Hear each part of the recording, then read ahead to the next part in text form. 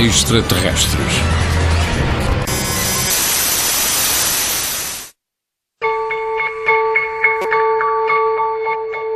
Examinando as teorias físicas da relatividade, da teoria quântica dos campos ou dos universos paralelos, encontramos razões teóricas importantes para considerar a possibilidade de um dia podermos realizar viagens no tempo.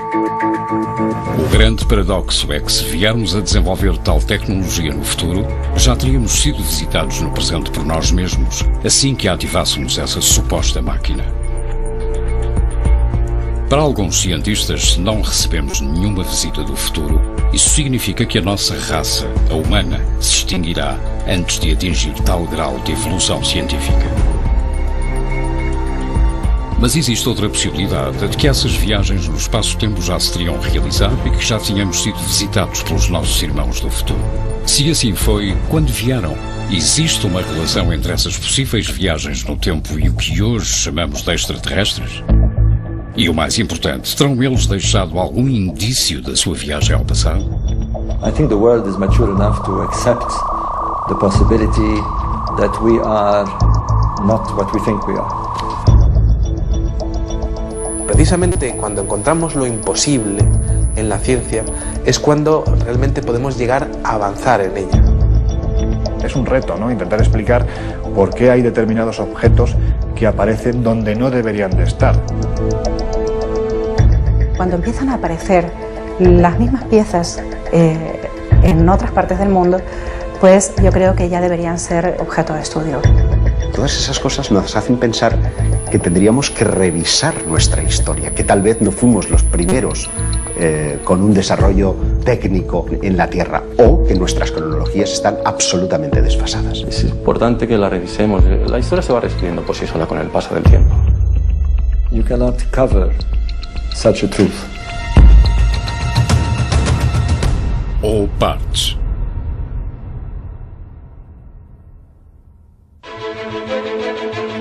Hieróglifos do século IV a.C., onde se mostra o uso da eletricidade. Mapas que demonstram que o continente americano havia sido descoberto muito antes da chegada dos barcos espanhóis e portugueses. Grutas que foram habitadas há 150 mil anos, mas que possuem uma complexa rede de túneis. Ou antigos alfabetos que situariam o nascimento da escrita na Península Ibérica. São alguns dos chamados OPARTs, objetos fora do tempo e do espaço. Objetos que não pertencem ao local nem à época em que foram encontrados. Son objetos tecnológicamente hablando que han sido encontrados en lugares pertenecientes a un periodo de la historia donde no deberían de estar, porque no había la tecnología en aquel tiempo como para desarrollar estos objetos. Lo curioso es cuando esos objetos no se resumen a uno, ni a dos, ni a tres, sino que estamos hablando de bastantes que son siendo encontrados. Se alejan un poco de lo que son los límites de los paradigmas históricos aceptados por nosotros, por los ámbitos académicos. Son objetos que aparecen en contextos espaciales o temporales extraños, alejados de los paradigmas históricos conocidos, o que demuestran algún tipo de tecnología más avanzada de lo normal para su tiempo y su espacio. Y constituyen un reto para la ciencia que los discrimina porque no tiene cómo catalogarlos, pero también para los propios especialistas, porque nos lleva a preguntarnos muchas veces si en un pasado remoto hubo una tecnología más avanzada que la actual, y si eso fue así, ¿quién la puso encima de la Tierra? Por lo tanto, no se entronca directamente con las tesis de los antiguos astronautas, con las tesis extraterrestres. Cuando tú vas a lugares como Tiahuanaco y te plantas delante del monolito Bennett o del monolito Ponce, 7 metros de altura, es algo extraordinario, ¿no? Porque la sensación que te da al contemplar estas figuras es que no estás viendo a alguien del pasado. La sensación que te da es que estás viendo a alguien del futuro. Y eso se representó hace más de 4.000 años.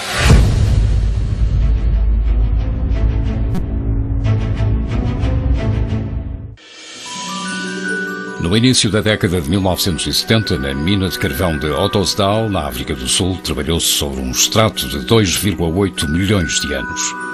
Os mineiros, todos eles locais, encontraram umas estranhas bolinhas metálicas. A rocha de onde provêm corresponde a uma era em que supostamente não existia nenhum tipo de vida inteligente.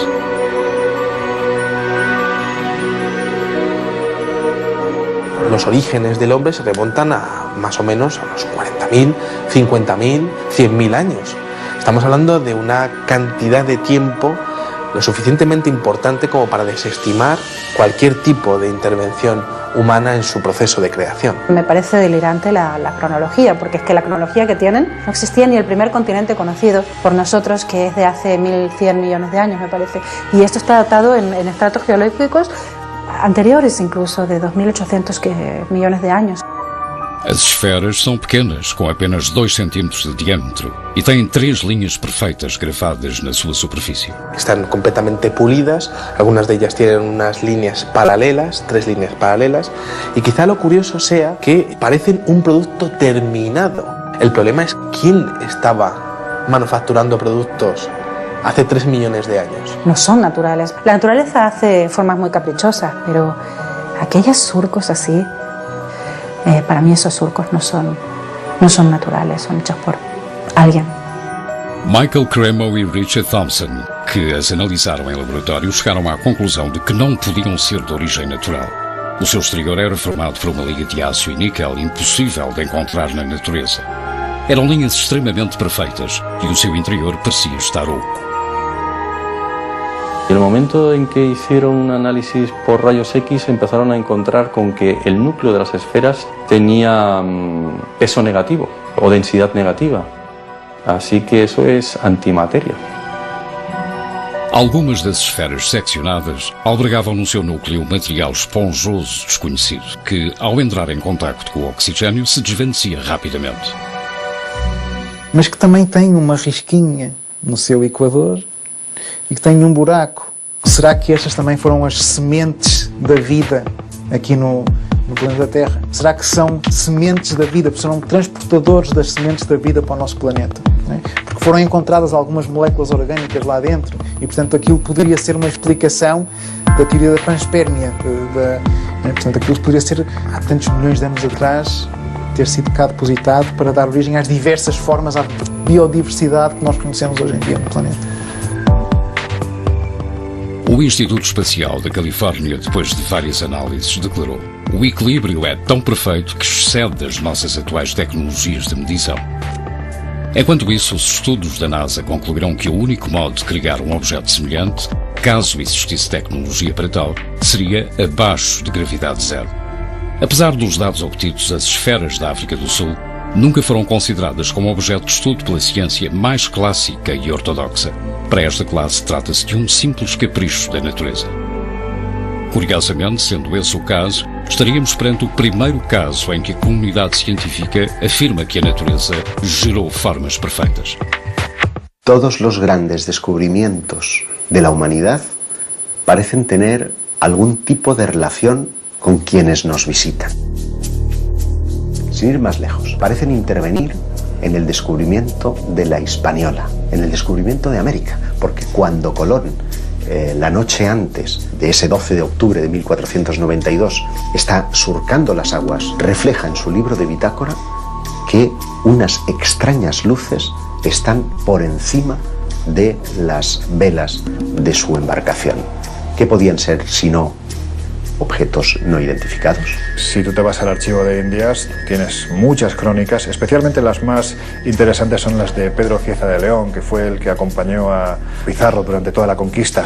Y ahí tienes historias rayanas con lo ufológico, o por lo menos que a día de hoy, en nuestro siglo XXI, seguramente más de uno interpretaría con la aparición de un objeto luminoso en los cielos, ¿no? Por ejemplo, cuando Pedro Cieza de León es el primero que describe en el desierto de Nazca hay unas extrañas líneas que los nativos van allí para venerar, para adorar. Pero lo que es curioso es cuando Pedro Cieza de León se sube a una de las lomas donde mejor se ve alguna de las figuras y asegura que los nativos y él empiezan a observar una serie de soles que se mueven en los cielos. Es decir, hay algo en el cielo que no es un solo sol, sino que hay más que se están moviendo y que parecen estar jugando alrededor de ese enigma tan maravilloso y tan descomunal como son las líneas de Nazca. Y esto está escrito en las crónicas de Indias, ¿no? Por lo tanto, parto de la idea de que en aquel momento, más que alucinaciones, pues algo deberían de estar viendo. Y ese algo, como decía Cieza de León, eran soles que se movían en el cielo.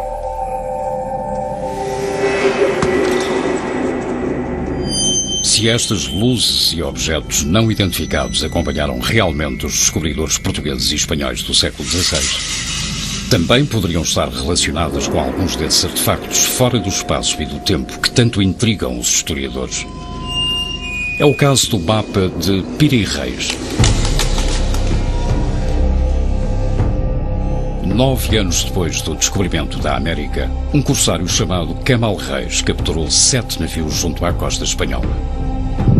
Alguns dos homens que acompanharam Cristóvão Colombo encontravam-se entre os prisioneiros que foram interrogados pelo pirata que pediu ao seu sobrinho, o almirante Piri Reis, para elaborar um mapa do mundo conhecido como base no relato dos espanhóis capturados.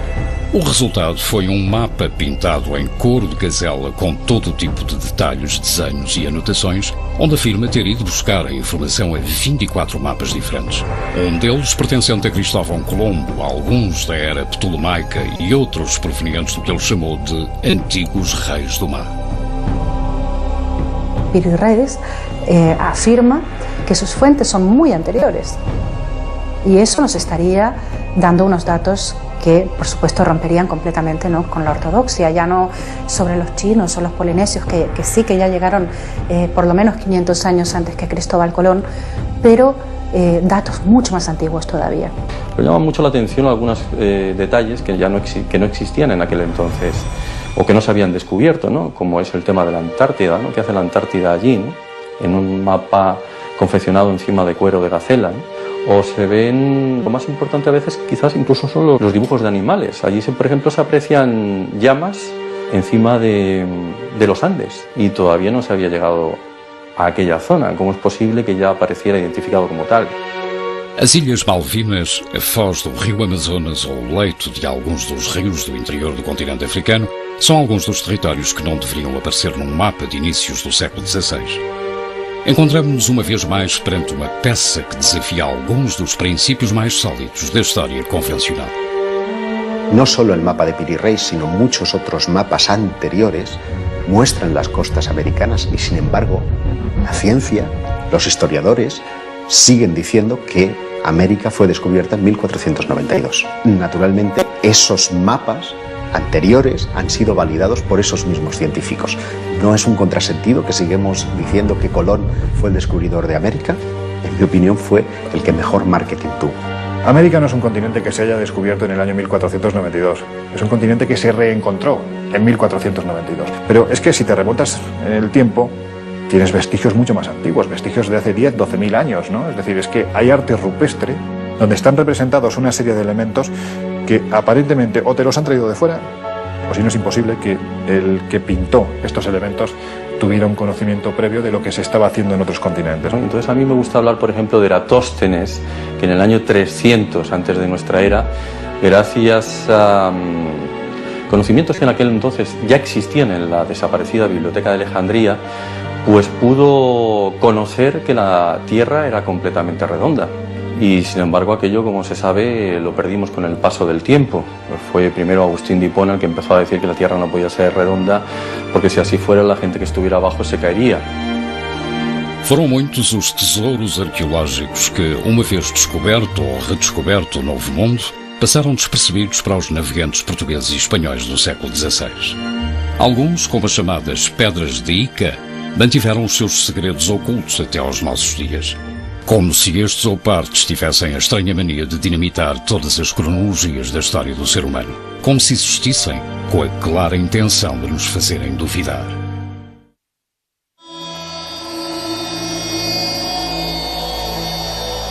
Quizá otro de los oparts más interesantes de la historia venga de las piedras de Ica. Estos son unas piedras, unos cantos rodados que están marcados, que están pulidos, perfectamente pulidos, y que tienen unos extraños dibujos en su interior. Esas piedras están mostrando diferentes estados del desarrollo de diferentes dinosaurios. Están exponiendo conocimientos muy exhaustivos sobre operaciones prácticamente a corazón abierto. Grandes dinosaurios que están siendo cazados por los hombres de aquella época. Triceratops o plesiosaurios en esas piedras. Entonces, ¿cómo conocían la existencia de esos monstruos si es que no los habían visto en algún momento, ¿no? Están mostrando a una auténtica batalla entre seres humanos y dinosaurios, algo que es imposible de pensar para la ciencia actual. La historia que se cuenta en esas piedras de Ica es prácticamente ciencia ficción. Foram descobertas no Peru em 1966 pelo Dr. Cabrera, homem de ciências, que rapidamente percebeu que as cenas que continham não podiam ter sido descritas por uma cultura anterior aos descobrimentos. A maior coleção dessas pedras, mais de 300, encontra-se atualmente em Barcelona. Transfusões de sangue, transplante de órgãos, lentes e até telescópios. Para o Dr. Cabrera, havia apenas duas opções. Ou uma civilização antiga possuía uma tecnologia capaz de romper com todas as cronologias oficiais da nossa evolução, ou alguém proveniente das estrelas e de um mundo infinitamente mais desenvolvido que o nosso lhes transmitiu estes conhecimentos há milhares de anos. Una de las piedras muestra que de una mujer embarazada, de la sangre de una mujer embarazada, va una especie de sonda y que está comunicada con una persona a la que le están haciendo una extracción de corazón.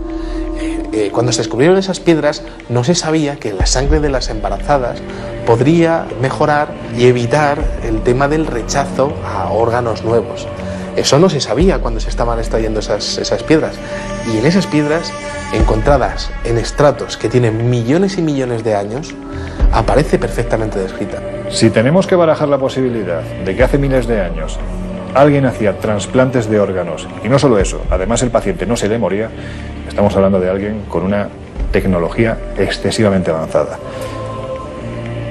¿Quién puede ser? Sinceramente, a mí, salvo los dioses, no se me ocurre nadie más.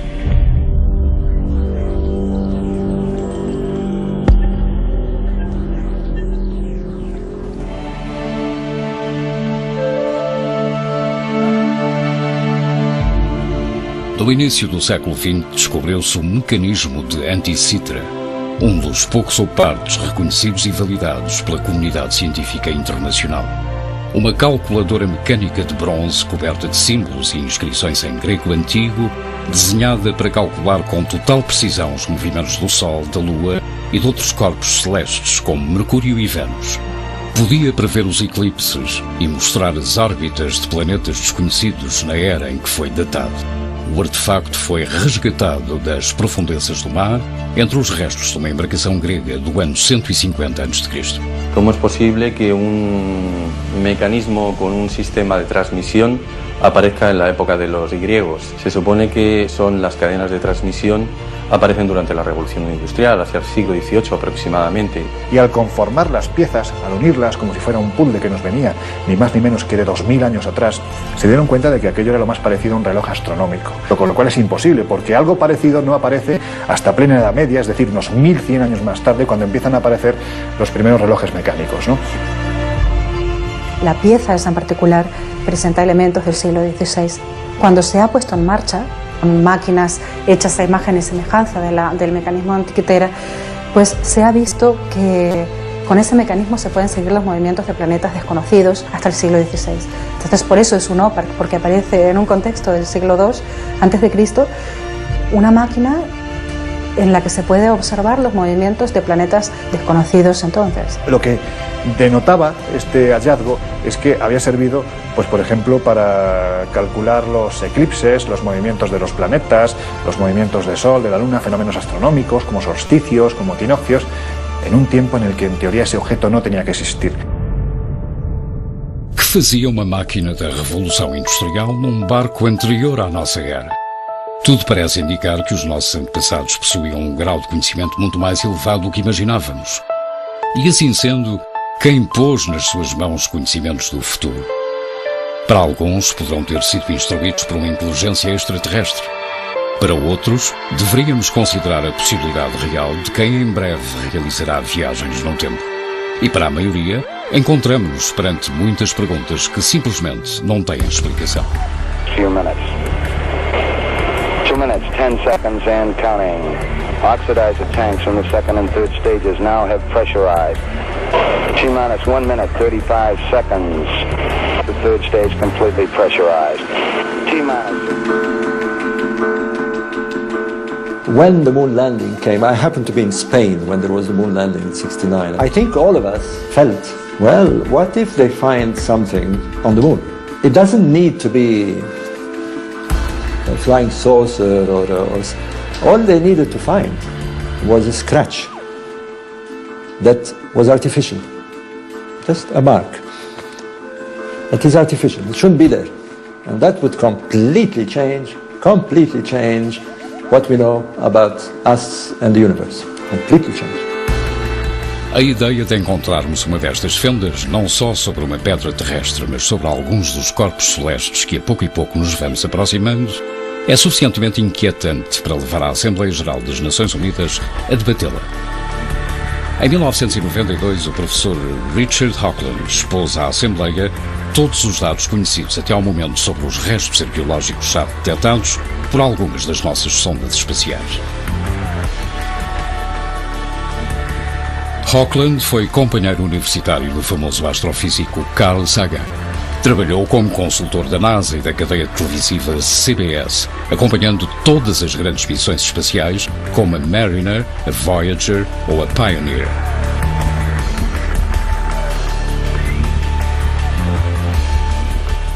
Mas foi a missão Viking que fotografou sobre Marte uma série de formações rochosas muito semelhantes ao rosto humano e o que pareciam ser as ruínas de uma antiga civilização, junto a uma gigantesca pirâmide, o que levou Hoagland a especializar-se nesta nova modalidade da arqueologia.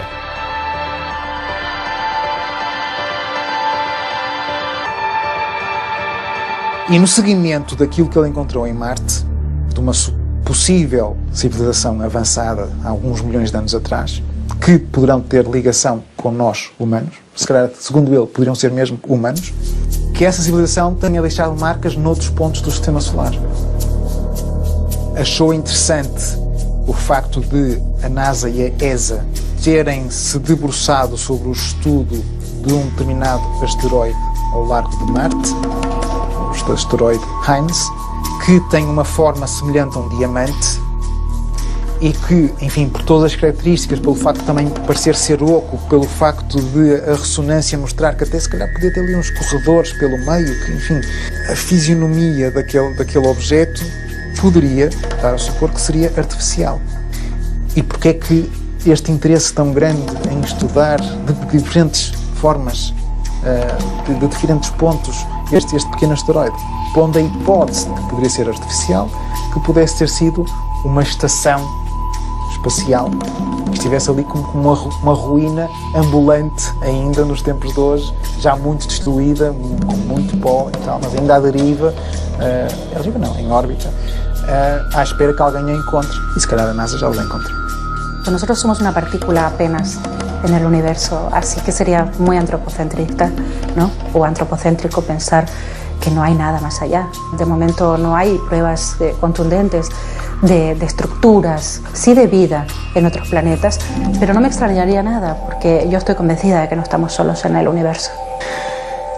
Seguindo nessa ótica, foi tentando investigar em outras partes do Sistema Solar que mais poderia parecer artificial. E deu de caras com Iapetus. Iapetus, que é uma lua de Saturno, tem ali uma coluna no seu equador que dá a ideia que duas calotes se juntaram. Visto de determinada perspectiva, nota-se que a Lua não é totalmente redonda. Tem arestas.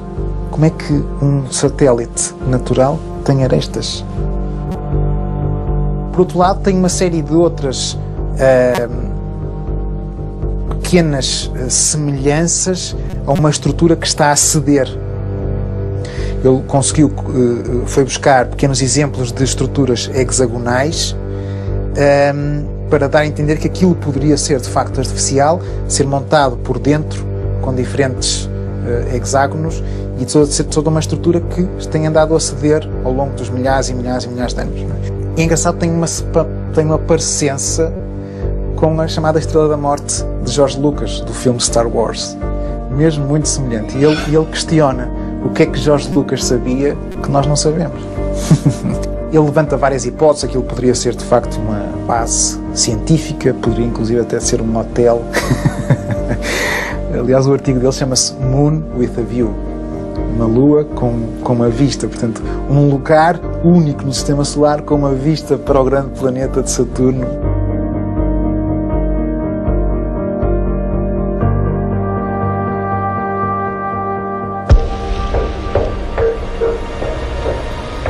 Onde está escrito quem somos? Ou melhor, onde está escrito quem fomos?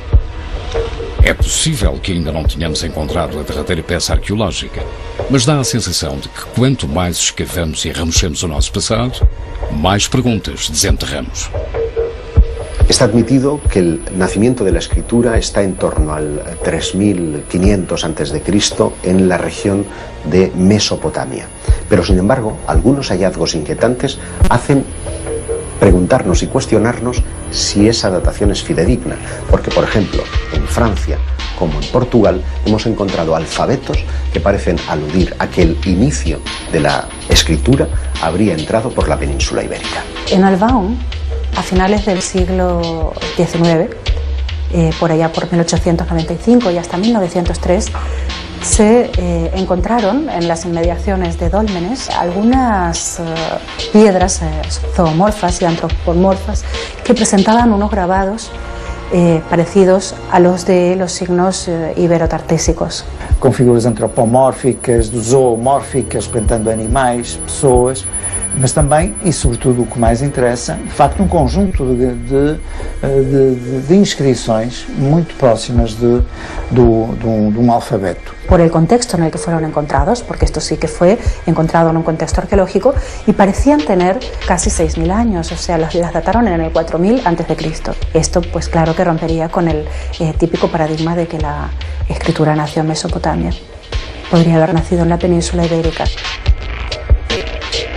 Unos años más tarde, en los años 20, creo que fue en 1924, se encontraron los famosos signos de Glosel cerca de Vichy, en Francia, que también se parecían, curiosamente, a estos signos iberotartésicos y a los signos de Albaón. Y increíblemente Glosel dio fechas de hasta 17.000 años. A mí me parece curioso constatar cómo Albao, al extremo de una línea imaginaria, hasta Glosel está situado en Francia, pero en los Pirineos, es el punto de partida y de final de una línea que tiene dos relaciones claras. Una con los megalíticos. En toda esa línea vamos a encontrar dólmenes y menires como si fueran mojones que van marcando una ruta específica. Una ruta, y es curioso, que tiene que ver con los objetos volantes no identificados. Un investigador galo, Aimé Michel, constató como todos los avistamientos que se producían en un solo día en la década de los 60 parecían estar describiendo líneas rectas sobre los mapas. La más importante de todas ellas tenía su inicio en Vichy, en Francia, donde se descubrió el alfabeto de Glosel, y terminaba en Portugal, en Albao.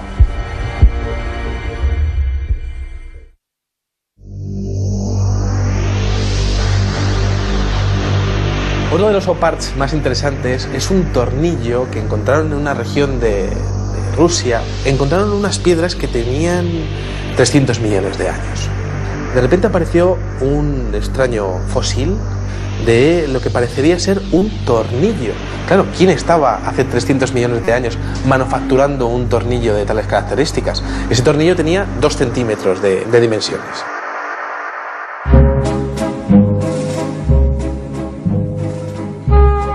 Três séculos antes de Cristo, o filósofo grego Arquitas de Tarento inventou o parafuso. E por mais insignificante que nos possa parecer hoje, foi graças a ele que nos convertemos numa espécie tecnologicamente inigualável. Tudo o que inventamos precisa de algum tipo de parafuso para se manter em pé. A peça encontrada na Rússia terá sido construída há 300 milhões de anos. O ser humano só povoaria a Terra 250 milhões de anos mais tarde. É simplesmente impossível. Nenhum destes objetos deveria estar onde foi encontrado. Viagens no tempo, civilizações perdidas há milhões de anos, ou vestígios de algum tipo de visita proveniente de outro planeta semelhante ao nosso. Estamos perante um novo elo perdido ou simplesmente do parafuso que nos falta? Si tú coges un metro, por ejemplo, como medida y pones aquí al principio del metro 200.000 años, 200.000 que es nada, y pones aquí el año 2013 que estamos, hemos tenido en nuestra historia, creo, no sé si son 17 o 19 civilizaciones, fenicias, faraónicas, romanas, griegas, españolas, etcétera, etcétera. En los últimos 5.000 años, a esta escala de un metro, 200.000, y nosotros, las 17 o 19 civilizaciones que conocemos entran en 3 milímetros.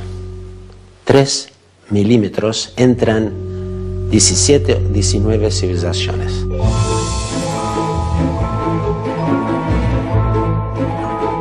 No início do século passado, generalizou-se a crença de que o ser humano já tinha inventado tudo o que se podia inventar.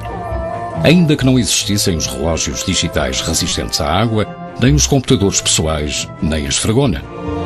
Einstein ainda não tinha desenvolvido a teoria da relatividade, não existia a máquina de cozer e o microchip e o laser não faziam parte da ficção científica. Como reagiria uma pessoa em 1903 se encontrasse um elevador, uns binóculos ou uns auriculares? Seguramente do mesmo modo que nós hoje reagimos diante de uma série de objetos que não sabemos catalogar. Os Oupartes não põem apenas em xeque a ciência mais convencional, mas também toda a lógica do nosso avançado século XXI. Esto es un teléfono móvil que mi hija que llama eso un dinosaurio, pero en fin, es un teléfono móvil. Si yo cojo este teléfono móvil y lo voy atrás en el tiempo, no mucho, a 70 años, y tengo una mesa de 4 genios, von Braun, Oppenheimer, Fermi, Einstein, y le pongo eso en la mesa. Y lo miran y le digo, ¿qué es? Son genios, cuidado. No sabe. Desde siempre creo que el ser humano ha tenido miedo a lo desconocido, ha tenido temor a los cambios, a la evolución de sus creencias. Por lo tanto, yo creo que no es nada raro que ante la aparición de un Opart sientan este miedo, porque esto podría traspasar los límites de los paradigmas históricos que eran aceptados hasta entonces. If we do find an artifact that may prove, who knows, that there's been some extraterrestrial visitation, and the big question is how and who will deal with it. Entonces, es incómodo para la ciencia, pero es incómodo también para los especialistas más heterodoxos.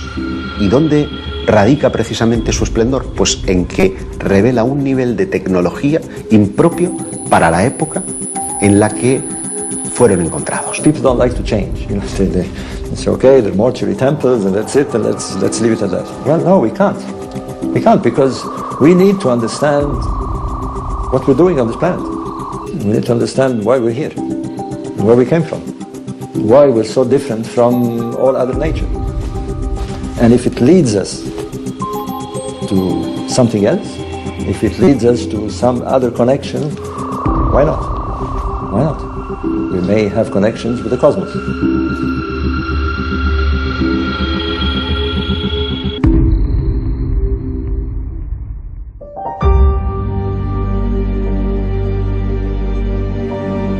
Em 1995, uma equipa russa fez uma surpreendente descoberta. Uma enorme laje de pedra que parece mostrar um mapa tridimensional dos Montes Urais. Un profesor llamado Chuprov ha oído hablar de unas estelas que muestran mapas de la antigüedad. Es una estela de 1,5 metros aproximadamente, la trasladan directamente de ese lugar a la universidad, la empiezan a analizar y descubren que aquello tiene 3 capas geológicas totalmente distintas, y que lo que están viendo en realidad es un mapa, pero un mapa tridimensional, un mapa donde se muestran las montañas, los ríos, se muestra la zona en la que se encuentran ellos en todo momento. Acaba descubriendo que tiene unos 3.000 años de antigüedad. Los norteamericanos, que fueron los siguientes que analizaron el mapa del creador, les dijeron que para poder confeccionar ese mapa, los que lo hicieron deberían haberlo visto desde el cielo. No lo sé, esto es como Nazca, ¿no? ¿Realmente se necesita llegar hasta el cielo para realizar una serie de figuras en el suelo? ¿Quién sabe, no? Un UPART es un objeto que se encuentra fuera de lugar o incluso fuera de su tiempo. Por ejemplo, en el siglo XIX los periódicos estaban repletos de casos de cadenas de oro o de monedas u otros objetos, incluso una campana, que supuestamente habían encontrado en una mina de carbón. Por lo tanto, tendría millones de años de edad. Se publicó un libro que se llamaba Forbidden Archaeology, donde se recogen casos de UPARTs, no solo de objetos artificiales que muestran algún tipo de inteligencia avanzada, sino también de herramientas prehistóricas encontradas en estratos en la Tierra donde no deberían estar. Este libro es muy interesante porque muestra la posibilidad de que las civilizaciones empezaron muchos años o quizás 1 millón de años antes de la aparición del hombre en la Tierra, según las teorías oficiales. Dos casos reconhecidos no livro da Arqueologia Proibida é de uma pequena lente de vidro desenterrada por arqueólogos no Egito.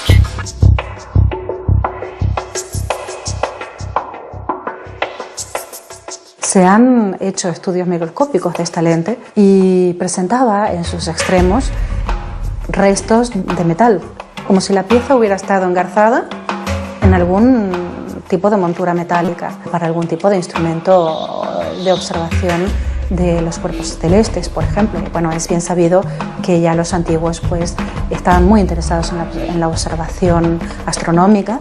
Prácticamente casi todos los aspectos de su vida se regían en torno a estos conocimientos. A mí no me extrañaría nada que hubieran creado algún tipo de mecanismo para una mejor observación del cosmos. El problema es que parece ser que para conseguir este material se necesitaba un punto de fusión que en el momento no se podía conseguir. O ponto de fusão necessário para criar uma destas lentes só poderia obter-se com a ajuda da eletricidade. Mas, como sabemos, os egípcios não conheciam a eletricidade.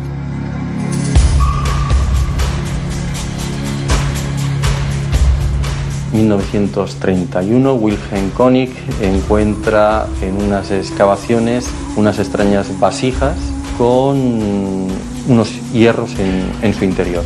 Lo primero que observas es que es una vasija que contiene hierro y cobre. En el año 2000 se empezaron a hacer pruebas y se dieron cuenta de que se trataba de una pila antigua. Esa vasija contiene los elementos indispensables para generar electricidad de poco voltaje. Nos da un voltaje ínfimo, un voltaje muy pequeño. Lo que pasa es que ese tipo de pilas, si las unes en serie, el voltaje ya evidentemente se acentúa, es decir, vamos sumando.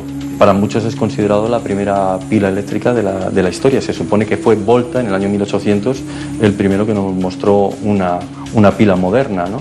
Que muestran que los conocimientos de la electricidad ya existían en aquel entonces, ¿no? O joyas como las joyas de Tutankamón y otros faraones, donde se observa galvanización, la mezcla del oro con la plata, y que eso es imposible, salvo que se conozca la electricidad. Drawing a wild conclusion to this, suppose we do know that the Earth has been visited by extraterrestrials. Well, will the sky fall on our head? No.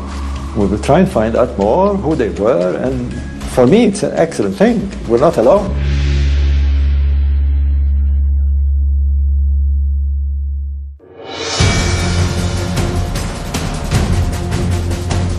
Descobertas arqueológicas provenientes do passado que só poderiam ser construídas no futuro.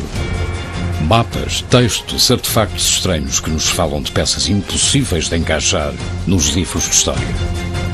Encontrar-nos-emos perante as possíveis evidências de que a nossa tecnologia nos fará viajar no tempo? Terá alguém entre nós povoado este mesmo planeta? Ou simplesmente passaram por aqui de visita?